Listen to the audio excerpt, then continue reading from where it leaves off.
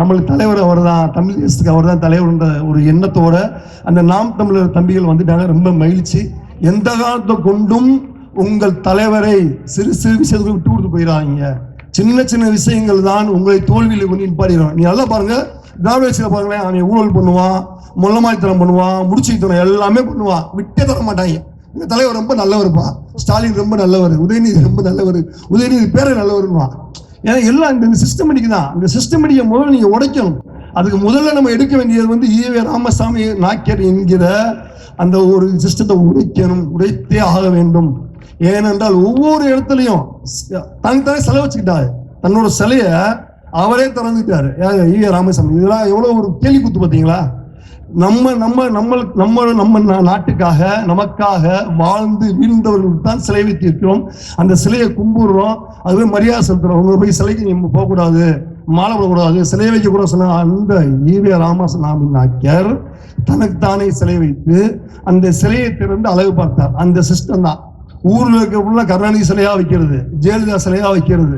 இந்த சிலைக்கு வரலாறே இருக்காது. அவங்க என்ன பண்ணாங்க, எந்த ஒரு வரலாறுமே இருக்காது. இது வந்து அடுத்த ஒரு ஜென்ரேஷன் என்ன நினைப்பான், ஓ கருணாநிதி ஃப்ரீடம் ஃபைட்டர், ஜெயலலிதா ஒரு ஃப்ரீடம் ஃபைட்டர், இப்படி ஒரு கதையை கட்டிட்டான். ஈவே ராமசாமி ஒரு சோத போராட்ட வீரர், ஒரு கதையை கட்டி வச்சிருக்கான். பாட புத்தகங்கள் இருக்கு, அரசு கெஜெட்ல ஏற்றி வச்சிருக்கான். அப்ப எதை நோக்கி போயிட்டு இருக்க சமூகம், எதை நோக்கி நம்ம பார்த்து இருக்கோம். அந்த குரல் நம் குரலாக எதிர்க்க வேண்டிய குரல் நம்ம குரலாக பார்த்து வேடிக்கை பார்த்துருக்க கூடாது. மதுரையில் மீன் சிலை அங்க வைக்கப்படுது ரயில்வே ஜங்ஷன்ல. அந்த மீன் சிலையை வந்து எடுக்கணும்னு நோக்கோட முதல் முறையை அதை அசைச்சு பார்க்குறான். மீன் சிலை எடுக்கப்படுது. அந்த மீன் சிலையை எடுத்ததுக்கு ஒரு போராட்டத்தை வந்து திரும்பவும் அந்த போராட்டத்தை முன்னெடுப்பு பண்றாரு. எங்களுக்கெல்லாம் அழைப்பு வருது, அனைத்து தமிழ் குடிகளும் போய் கலந்துக்கிறோம். திரும்ப நீதிமன்றம் போறாரு, போராட்டம், நீதிமன்றம், போராட்டம், அப்படியே போறாரு. அப்புறம் அவன் சொல்றான், இங்க வச்சுக்கோங்க, அங்க வச்சுக்கோங்க, என் முன்னாடி வச்சா இங்க வச்சா மீன் சிலை நிக்காதா, ஏன்பா இருந்த சிலையை வைக்க ஒன்னவா பிரச்சனை? ஆனா பெரியார் சிலையை வைக்க, ஈவே ராமசாமி சிலையை வைக்கலாம், அந்த பஸ் ஸ்டாப் ஈவே ராமசாமி பேரை வைக்கலாம், போர்டு வைக்கலாம். அதெல்லாம் வந்து பயங்கர குத்தமாயிரும். ஆனா மீன் சிலை வைக்க கூடாது. நான் கூட பார்த்தேன், யாரு ஒரு இயக்கம் வச்சிருக்காரு பண்றாரு, நம்மளும் அவ்வளோ டிராவல் பண்றோம், இப்போ வரையும் போயிட்டு இருக்கோம். லாஸ்ட்ல பார்த்தா அவரும் நாம் தமிழர்ல இருந்து வந்த ஒரு சீரியத் வந்தார். அவரும் கடைசியில திரும்ப இங்க உள்ள வர்றாரு. அப்போ அண்ணன் சரியான பிள்ளைகளை தான் உருவாக்கி வைத்திருக்கிறார், சரியான நபர்களை தான் வெளியேற்றிருக்கிறார். அந்த மக்கள் எப்பயுமே அண்ணனுக்கு பக்கபலமா இருக்கும் தான் என்னோட வேண்டுகோள். வருகின்ற காலங்கள் நமக்கான காலங்களாக வர வேண்டும். நான் இந்த மாதிரி நான் சொல்லிக்கிறேன். குறைஞ்சபட்சம் இங்க வாக்குன்றதுதான் ஒரு பெரிய ஆயுதம். வாக்குன்ற ஆயுதத்தை விட்டு தான் நீங்க தோத்து போய் நிக்கிறோம். ஒவ்வொரு வாக்கும் ஆயுதம். ஏன்னா நம்ம மக்கள், அவன் சாமானிய மக்கள் இருக்காங்க, மிடில் கிளாஸ், அவன் வந்து ரொம்ப பெருசாலாம் பார்க்க மாட்டான். அவனை கடைசியில போய் அந்த 500 ரூபாய் கொடுத்து ஓட்டை வாங்கிடுவான், ஒரு 1000 ரூபாய் கொடுத்து ஓட்டை வாங்கிடுவான். அந்த 500 ரூபாய் கொடுத்து அவன் ஓட்டை போட்டு யாருக்கு போடுறான், ஏன் போடுறான், இன்னும் தெரியாம ஓட்டை போடுறான், விடுப்பா அவன் எம்எல்ஏ வந்துட்டு போறான், பை வந்து என்னப்பா செய்ய போறாரு. அங்கதான் நம்ம தோத்து போயிடும். அந்த வாக்கை தான் அவன் மாற்றணும். நானும் சொல்றேன், இதே திராவிட இங்கே ஒரு ஓப்பன் சேலஞ்ச் வைக்கிறேன். இந்த வருகிற சட்டமன்ற எலெக்ஷன்ல நீ ஓட்டு காசை கொடுக்காத, தனிச்சு நில்லு. நீ திமுக, நீ பெரிய கட்சின்றல, 1957 நாங்க வந்துட்டோம், நாங்க பெரிய கட்சி, அந்த கட்சி, நீ தனிச்சு நில்லு. கூட்டணி யாருமே வைக்காத. ஏடிஎம்கே நீயும் தனிச்சு நில்லு, பிஜேபி தனிச்சு நில்லு, காங்கிரஸ் தனிச்சு நில்லு. நாங்க களத்துக்குள்ள வாரோம், நின்று பார்ப்போம், மோதிக்குருவோம், அடிச்சுக்கிடுவோம். எத்தனை எம்எல்ஏ வருது பார்த்துக்குருவோமா? விளையாட்டு சொல்ல, சீரியஸா சொல்றேன். எவ்வளவு டெபாசிட் போதும் பார்த்துக்குருவோமா? அதுதான் உண்மை, அதான் ஃபேக்ட். இந்த உண்மையை நிஜமாக்க வேண்டும். இந்த நிஜம் வந்து கனவா போயிடக்கூடாது. வாக்கு என்கின்ற ஆயுதம் நமக்கான வலுவான ஆயுதம். சட்டமன்றத்துக்குள்ள யாரோட குரல் ஒலிக்க வேண்டும்ன்றதுதான் இங்க மிக முக்கியம். அந்த குரல் ஒலிக்க வேண்டும் என்றால் இனி வரும் காலங்கள் நமக்கான காலங்களாக இருக்க வேண்டும். அண்ணன் சீமானின் கரத்தை வலுப்படுத்துங்கள்.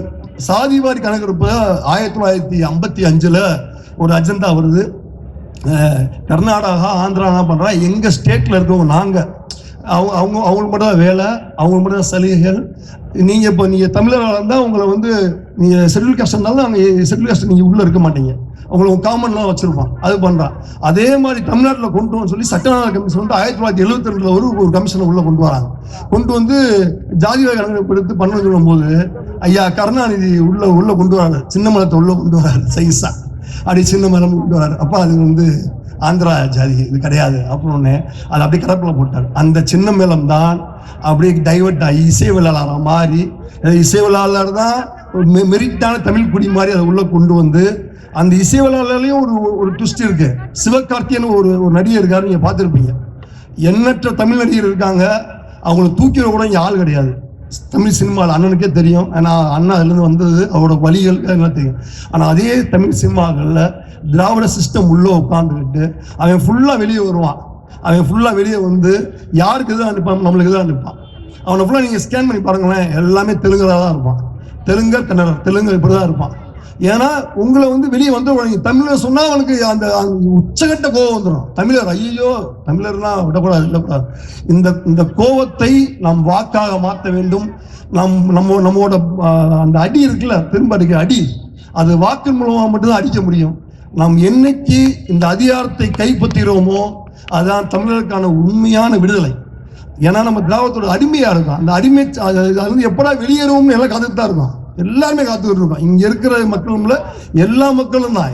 ஏன்னா அவ்வளவு வேதனைகள், வலிகள், ஃபுல்லா கஞ்சா, சாராயம், பிராந்தி கடை, முக்கு பிராந்தி கடை, எல்லாத்தையும் பிச்சைக்காரன் வாங்கி வச்சிருக்கான். 150 கொடுத்து பிச்சைக்காரன் எல்லா குடும்பங்களையும் கெடுத்து வச்சிருக்கான். படிக்கிறதே இல்லை பசங்க. இன்னைக்கு வர யங்ஸ்டர்ஸ் படிக்கிறதே கிடையாது. தவறான பாதையில போயிட்டு இருக்கான். கஞ்சா, மது பழக்கம், போதை. நீங்க காவல்துறை சொன்னா கூட அவன் மேல ஆக்ஷன் எடுக்க மாட்டான், உங்க மேலதான் ஆக்ஷன் எடுப்பான். ஏன்னா இவங்களோட சிஸ்டம் அப்படி வச்சிருக்கான். இவங்க வந்து எந்த காலத்தோடு இந்த மக்கள் தெளிவாக கூடாது, சாராய போல மயங்கி இருக்கிறோம், அப்படியே அதுலயே அவங்க வச்சிருக்கணும். ஒரு சாராயம், ஒரு பிரியாணி, ஒரு குவார்டர், ஒரு பிரியாணி, இப்படியே கொடுத்து இந்த மக்களை வந்து மட்டப்படுத்தி தமிழர்கள் முட்டாள்கள். எவ்வளவோ நீங்க சொல்லுங்க, எவ்வளவு நாங்க இந்த தமிழ் வந்து எவ்வளவு கொடுத்துருக்கோம். நாங்க எவ்வளவு நாங்க தியாகம் பண்ணி, ஏன்டா எங்களை போட்டு இன்னமும் போட்டு நீங்க எங்களை போட்டு வதைக்கிறீங்க. அதான் இதுதான் உங்களுக்கு இந்த ஆண்டு தான் உங்களுக்கு கடைசி ஆண்டு. 2025 தான் திராவிடத்துக்கான கடைசி முற்றுப்புள்ளி. இதோட திராவிடம் அண்ணன் சொன்னார், சூப்பர் சொன்னார், தொடர்ச்சி எரிஞ்சுன்னு சொன்னாரு. ஐயா மணிகரசன்னா இங்க வந்திருக்காரு. அவரெல்லாம் வந்து சொல்லி பேசிக்கிட்டே இருக்கு, தொடர் போராட்டங்கள் பண்ணிக்கிட்டே இருக்காரு. எல்லாம் வலு கொடுங்க, எல்லாம் கை சேருங்க. சேர மாட்டீங்களே, சும்மா ஃபேஸ்புக்கில் எழுதுற செகண்ட்ல அங்கே குமியணும், குமிஞ்சு அடிக்கணும், வேற வழியே இல்லை. ஏன்னா இங்க ஒரு மாற்றத்தை நம்ம உருவாக்க வேண்டிய ஒரு பெரிய கட்டாயம். பால் தாக்கரே பண்ணாரு பாருங்க மகாராஷ்டிரால, அது மாதிரி இங்க பண்ணி ஆகணும். நான் அண்ணன் சொன்ன விஷயம் அதுதான், திரும்பவும் இந்த மேல பதிவு பண்ற விஷயம்தான்.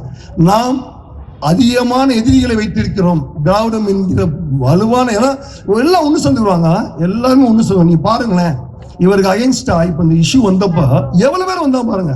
அவன் ஃபுல்லா வந்து நமக்கான எதிரி. அவனை ஃபுல்லா நீங்க பாத்துக்குங்க, அவனை ஃபுல்லா நீங்க காலி போகணும். ஒருத்தன் கூட எம்எல்ஏ ஆகக்கூடாது, எம்பி ஆகக்கூடாது, எல்லாத்தையும் அடிச்சு தும்சம் பண்ணுங்க. நமக்கான வெற்றி, நமக்கான பயணம் தமிழ் தேசியமாக இருக்கணும். நான் என் சமூகம் சார்ந்த தமிழ் தேசிய அரசியல் தான் நான் முன்னோக்கி கொண்டு போயிட்டு இருக்கேன். இப்போ வரைக்கும் எந்த ஒரு காலகட்டத்திலையும் அண்ணன் சீமானுக்கு துணையாக இருப்போம் என்று இந்த மேடையின் வாயிலாக சொல்லிக் கொள்கிறேன். முக்கியத்துவ சமூக மக்கள் எந்த காலத்தை கொண்டும் அண்ணன் சீமானை வெறுக்க மாட்டார்கள். சீமான் அண்ணன் அவர்களை ரொம்பவும் விரும்பும் சமூகம் எங்கள் சமூகம். அது அண்ணனுக்கே தெரியும். சும்மா 1-2 பேர் அங்கங்க விசில் அடிச்சுக்கிட்டு பண்ணிட்டு இருப்பாங்க, அதெல்லாம் அண்ணன் பெருசாக எடுத்துக்க வேணாம். அதெல்லாம் வந்து டம்மி பிளாஸ்மா அடிச்சுட்டு கடந்து போயிருங்க. எங்க அண்ணன் திருமாரை வந்திருக்காரு, அவர் இன்னும் பயங்கரமா பேசுவாரு. அவரோட பேச்சுக்களை கேளுங்க. ஏன்னா அண்ணன் வந்து தேசிய பாதையில் பயணிச்சவர். எங்க ரொம்ப மகிழ்ச்சி, ஒரு தேசிய பாதையில் பயணிச்சவர் அண்ணனை வந்து அண்ணன் தமிழ் தேசியத்துக்கு கொண்டு வந்திருக்காரு. மிக்க மகிழ்ச்சி. அந்த தமிழ் தேசியம் தொடர வேண்டும். எந்த காரணத்தை கொண்டும் யாரையும் எங்கேயும் விட்டு கொடுத்துட வேண்டாம். ஏன்னா சீமான அந்த ஒரு ஆயுதம் இருக்கு. அந்த ஆயுதம், அந்த மேஜிக் கோல், அந்த மந்திர கோல் தான் இந்த அனைத்து சமூகத்தையும் ஒன்றிணைக்கிறது. எங்கேயும் சாதியை ஒழிக்கலாம் முடியாது. அதை ஃபர்ஸ்ட் புரிஞ்சுக்குங்க. திராவிடம் சொல்லுவோம், ஜாதியை ஒழிக்கணும், சாதியை அழிக்கணும். சாதி இல்லை, உங்கள் சமூகம், நீங்கள் பிறந்த சமூகம். அந்த சமூகத்தினோட நல்ல விஷயங்களை நல்ல விதமா கொண்டு போங்க. அந்த சமூக மக்கள் செய்த விஷயங்கள் நல்ல, உன் சமூகத்துல என்னென்ன பண்ணா வெளியே கொண்டு வாங்க. அவங்க நல்லவங்களை வெளியே கொண்டு வாங்க, கெட்டவங்களை ஒதுக்கி வைங்க. உங்கள் சமூகம் எதுக்கு பாதுகாப்பா இருக்கும்? இந்த தமிழ் சமூகத்துக்கு பாதுகாப்பா இருக்கும். தமிழ் குடிகள் அனைவரும் தமிழ் தேசியத்தை கட்டமைக்க வேண்டும். அவ்வளவுதான். அண்ணன் பிரபாகரன் அப்படிதான். அவரும் அங்க சாதியெல்லாம் ஒழிக்கல. அண்ணனா ரொம்ப தெளிவாக பண்ணார்.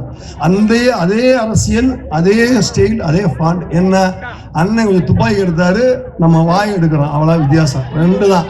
அடுத்து கை எடுக்கிறோம், பட்டன்ல வாக்கடிக்கிறோம். இந்த வாக்கு 26 ஒரு பெரிய மாற்றத்தை உண்டு பண்ண வேண்டும். தமிழ்நாட்டில் நடக்க வேண்டியது அரசியல் மாற்றம். இந்தியாவே திரும்பி பார்க்க வேண்டும். அதுதான் முக்கியம். எந்த காரணத்தை கொண்டும் எங்கேயும் எந்த இடத்துலையும் அண்ணன் சீமானை விட்டு தர வேண்டாம் என்று சொல்றேன். 1000 சொல்லட்டும், எனக்கு பிடிக்கலப்பா, எனக்கு சீமானோட அரசியல் பிடிக்கல, எல்லாம் வச்சுக்க. அவர் தமிழர், அவர் நீ நின்றுதான் ஆகணும், அவர் கையை பிடிச்சுதான் ஆகணும், அவரை தூக்கி விட்டு தான் ஆகணும். ரைட்டானா? நமக்காக குரல் கொடுக்க முதல் மனிதராக அவர் போகட்டும். அவர் பின்னாடி நாம் எல்லாரும் செல்வோம். இந்த வாய்ப்பை வழங்கிய நாம் தமிழர் தோழர்களுக்கும் இங்கே இருக்கும் அனைத்து மக்களுக்கும் சகோதர சகோதரிகள் அனைவருக்கும் நன்றி சொல்லி, இந்த வாய்ப்பை வழங்கிய அனைவருக்கும் மீண்டும் ஒரு நன்றி சொல்லி, நன்றி, வணக்கம், ஜெய்ஹிந்த்.